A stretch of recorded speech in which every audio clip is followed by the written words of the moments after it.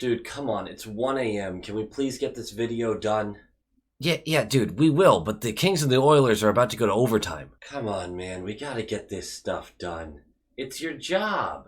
I know, just gimme a bit. Dude, this is playoffs. You gotta be at your A game right now. Oh yeah? Did anyone tell your goalie that?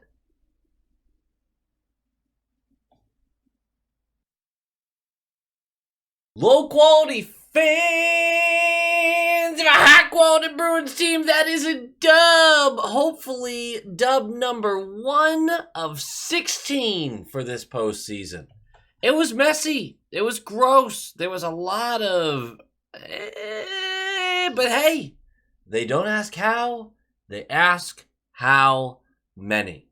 And for many of us, we will look at this game as the flu game. And I really hope it's the only game this series we look at this way, because this morning, there were notifications all over the place about how the Bruins had no clue who was playing tonight, because so many players had flu-like symptoms, because Bergeron out. We didn't find that out till he was a game-time decision. Bergeron out with the illness, with a flu. They got the shits, buddy. They got the shits. All of them. And you know that it wasn't just Bergeron that was sick. Nope. It was a bunch of them. But a lot of them played. They played through it. They hydrate up. We were told that morning that Bergeron, Ullmark, and Swayman, amongst others, were game time decisions. We didn't get all the information. And Bergeron's the only one who ended up missing, but you could tell that players were not feeling it. And hopefully everyone gets over it real quick. But the Panthers, they're going to make this a series, man. I don't know how many games it'll go. I'm really hoping for a quick one, but they're not going to back down. They went with Lyon and net. He gets the start. He was 6-1-1 to end the season with a .943 save percentage. This is the first career playoff start for him. Good for the 30-year-old journeyman. They have them being the Panthers, have a really bad penalty kill, one of the worst in the league, but they do have a top 10 power play. Each side got 2 power plays in this game. Each side probably could have had 7 or 8. Really interesting refereeing in general. They do not have Sam Bennett, and then they do not have Patrick Hornquist. They did not, I didn't know this, actually. I didn't think about it. They didn't make any trades at the deadline. None. I believe that's what I heard over the broadcast today. That's crazy to me. I mean, I know they didn't have a lot of assets to work with, but you don't have your first pick this year. You had to make the playoffs. And I mean, here they are. I guess they made the right decision, but still, damn. That's crazy to me. For us, like I said, the flu ripping through the locker room, making everyone poop their pants. We weren't sure who was playing. But come time for the game, both Ullmark and Swayman did dress. So Ullmark starts, Swayman's the backup. There was a real chance that Bussi was going to get the start for this game, which would have been concerning. Very concerning. But Bergeron is out. So Zacha takes over the 1C role. We're going to have Bertuzzi, Krejci, and Pasternak on the second line. That line got caved, but Bertuzzi was still somehow the best forward on the ice in this one, in my opinion. The third line is going to be your Hall, Coyle, Freddie. And then your fourth is Foligno, who is back. It's Nosek, and it's Hathaway, which was an interesting line. I'll give it that. It was an interesting line. The pairings. This is where the big controversy comes in. Orlov, Mack is your top pair. That's a good pair. They were a little gun shy in this game. Lindholm, Carlo. It's a good pair. Forbort, Clifton. Grizz, who led all defensemen in goals for percentage with at least 1,000 minutes played or 1,000 minutes time on ice.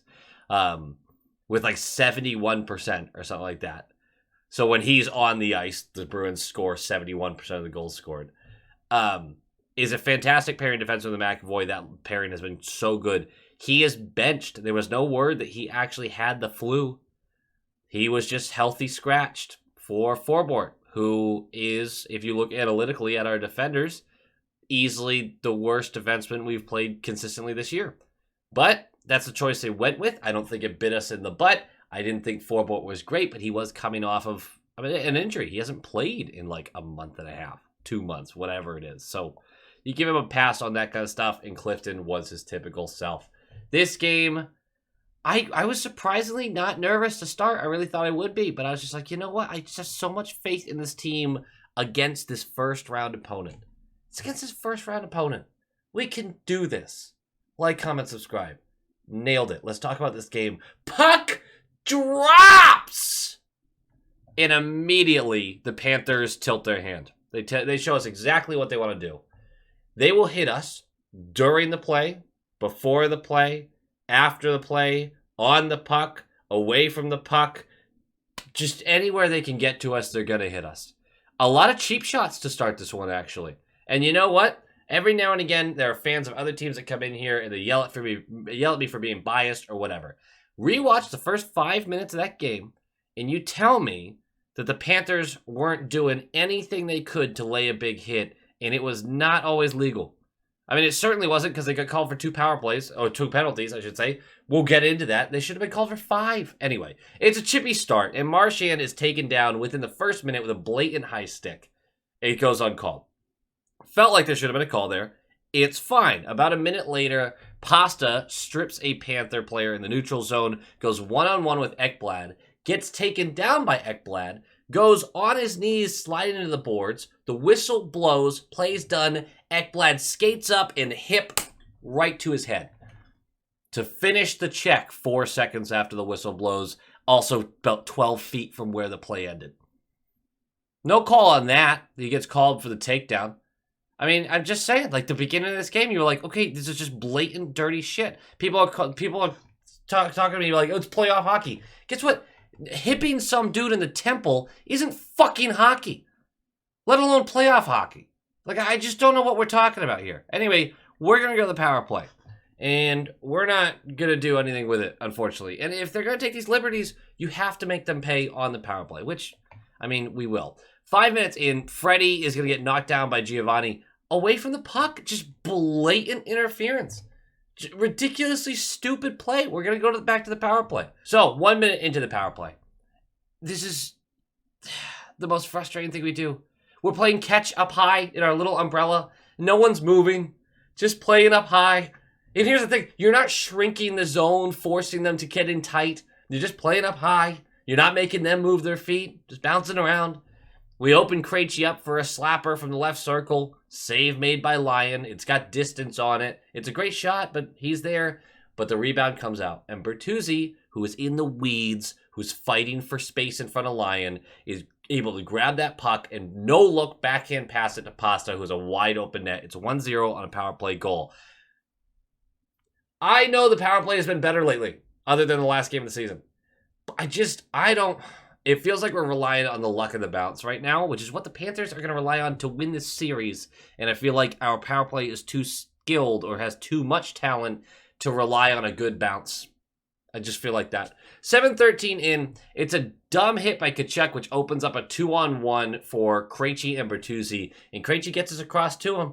And Lyon makes a huge save, cutting it off. He gets right in front of it, read it the whole way. And about a minute later, it's another 2-on-1. Hall and Freddie, and it's another huge save by Lyon. The guy looks like he's going to play lights out on us. Even with the rebound that led to a goal in the power play, like, that's not... Yes, you want him to control that rebound, but he's been making good save after good save. And with 1:20 left, Panthers look like they're going to get their chance because they've been outworking us in the first, but they haven't been able to open up and actually create offense. And we're 1:20 left of the period, and McAvoy is going to go for cross-checking during a scrum where he skates into the back of a player and they go. So anyway, I sound so biased with the refereeing in the first period because I think I just might be, or I'm right. And they called that was such a dumb penalty on McAvoy. It was soft. And if you're going to let stuff go, like, I don't know, a cross-check that happened a minute beforehand on Pasternak just trying to back-check away from the puck, and Ekblad just, boom, and knocks him over. And they're not even in the same section of the ice as the puck. Not going to call that, but you're going to call McAvoy. It's fine. I'm not going to whine about the rest the whole time. I'm just really frustrated with how that first portion went. But we're going to kill off the 120 and then 40 seconds to start the second period. We're going to kill that too because, and say it with me, our penalty kill is great. It's fantastic. Second period starts. And through 4 minutes, Panthers are outplaying us. And that would basically be the whole period. The Panthers were the better team for large portions of this game, which worries everyone. Were they able to open up and really create offensive chances once in a while? But they're relying, and we're going to get into the game notes and everything, they're relying on their pressure in front of Olmark to create good bounces for them, which is a legitimate strategy. It's not a desperation play. It is create a mess in front of the goal, sneak a puck through, be the first one on top of the rebound. They're playing high like that. Anyway, we'll get there. So, we're 4 minutes into the second period. I think I speak for many of us when I say this was a little worrisome at this point, because even flu game or not, we're all sitting there going, why are we being outplayed so much? They're pinning us in our zone. And then it's a good exit. And Marchand on the left side takes the blue line, skates right above the left circle, and just hammers this on net. A hard wrist shot. Doesn't even hammer. Hard wrist shot, glove side, low glove side. And Lyon gets a huge piece of this. And it somehow skitters out of his glove and into the net. It's one that no playoff goalie should have let in. And he did. And it's 2-0. And I saw a bunch of people say this, so I'm not taking credit for this statement, but if they're going to win this series, if the Florida Panthers are going to win this series, they need a goalie, regardless if it's Lyon or Bob or whoever, to steal probably multiple games, especially at this point. You've lost the first game, which isn't everything, but you need probably 2 games stolen in your favor. Not the opposite, which is the goalie allowing something that never should have gone in. They can't afford those kind of mistakes. And it seems brazen and bold to say something like that. It seems egotistic. But I mean, look at the 2 teams and what they did during the regular season. Look at how they've been playing. At the end of the day, they don't have a lot of room for error. And that's a huge one. Because that ended up being your game-winning goal. A shot from distance. A shot that Money Puck had as a 2.6% chance of actually going into the net. That's not good to let in. But we each got a weird one. Because shortly after this, it's 6:34 in. The puck is dumped in. It's coming up the right wall. And Orlov's sprinting down to it. And just deflects this puck right into the slot to Tkachuk, tape to tape. And Tkachuk just puts it on his forehand and flips it past Olmark after doing a little bit of a move. That's a gift. And it's 2-1. If that's the goal that goes in, you kind of go, okay, how often is Orlov going to bump them a puck right into the slot like that? I don't think it's going to happen that often. We each got a weird one. That's a wash. And then 2:28 left. It's a snipe in a much weirder way. Bertuzzi takes a shot on Lyon and keeps smacking at him while this is happening. Shot saved. And it ends up landing on Lyon's, I can show you here, on Lyon's right pad. And it's just sitting there and the whistle doesn't blow and DeBrusk sees it and he dives at it and he's a kid playing t-ball. I was really bad at t-ball. I'm not good at baseball. It's something I'm not good at. I can't hit a ball off a tee. I probably can as an adult, but 9-year-old me, no, I cannot hit a ball off a tee for some reason. It's a pathetic admission, but it's true.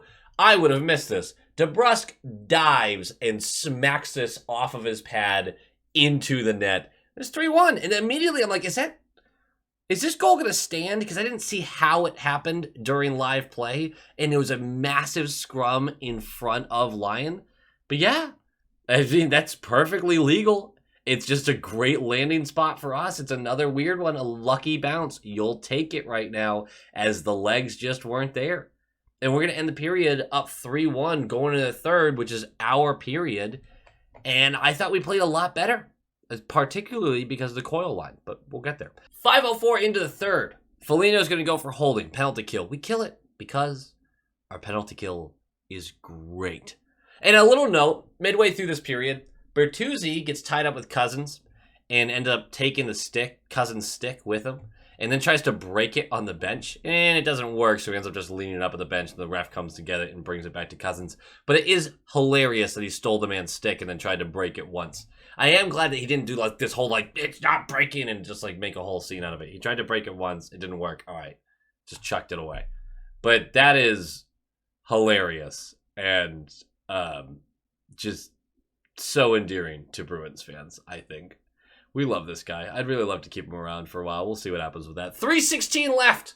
Fourth line is crushing the Panthers, pitting them into their zone. And they're changing out man by man. And it's still Nosek and Hathaway on there, but Coyle ends up on the ice with them. And he's helping to create this pressure and not allowing them to get out of the zone. And he has the puck on the left wall. He's going to throw it in on net.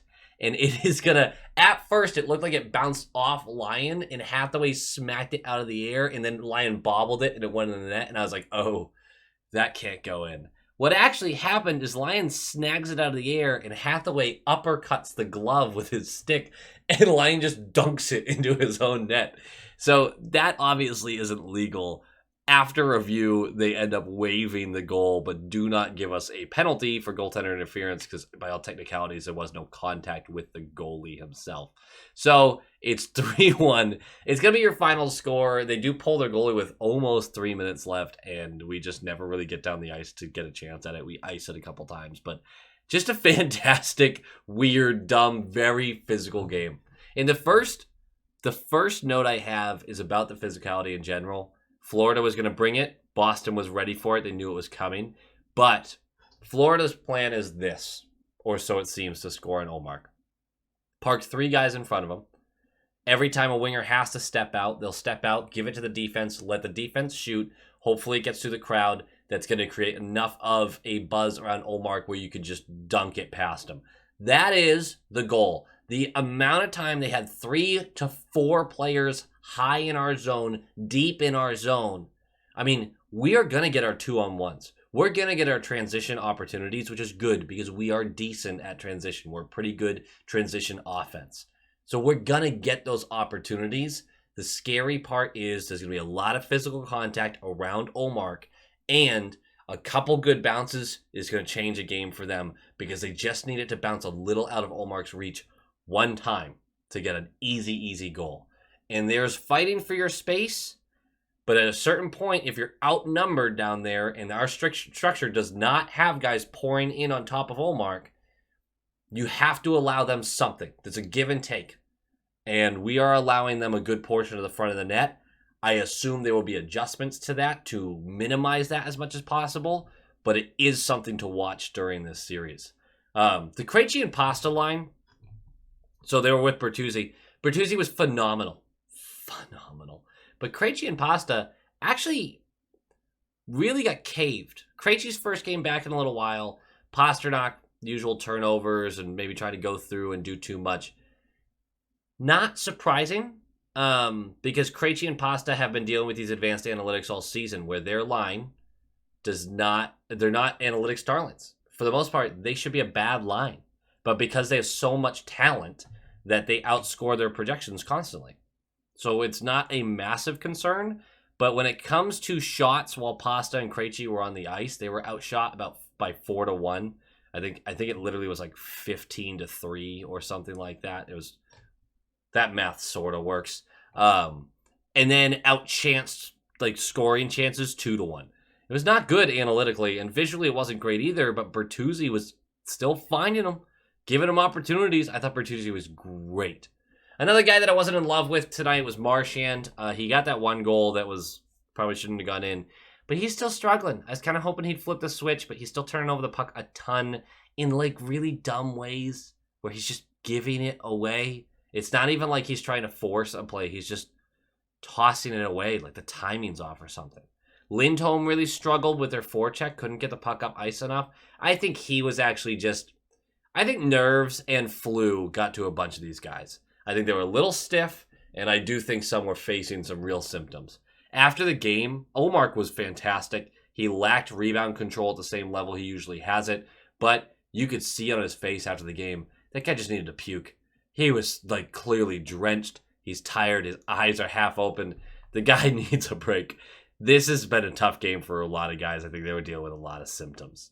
But I do want to shout out Coyle, who was fantastic. Every time he was on the ice, it felt like you had a chance to score. Carlo quietly had a brilliant defensive game. You didn't notice him because he did his job. That's the defensive defenseman for you. All in all, we're off to game 2. We won game 1. That's all that matters right now. We got out of there without injuries as far as it seems.